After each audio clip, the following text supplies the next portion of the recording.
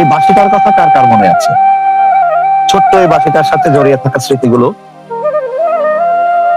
বাবার চাকরির সুবাদে শৈশবের প্রায় পুরোটাই কেটেছে শহরে, কিন্তু দাদা বাড়ি বা নানা বাড়িতে বেড়াতে এলে কলা গাছ সামনে পড়লেই পাতা দিয়ে একটা বাঁশি বানাতে বলতাম। খুব একটা কঠিন নয়, কিন্তু ব্যাপারটা খুবই সহজ। ঠিক এইভাবে এক টুকরো কলা পাতা নিয়ে কলা পাতাটাকে এইভাবে মুড়ে দিলেই, এইভাবে পেঁচিয়ে মুড়ে দিলেই এটার মধ্যে মুখ লাগিয়ে দেওয়ার সঙ্গে সঙ্গে একটি দারুণ একটা আওয়াজ। এই আওয়াজের আনন্দটা আজকের বিশ্বকাপ জেতার আনন্দ হচ্ছে কোনো দিক দিয়ে কম নয়।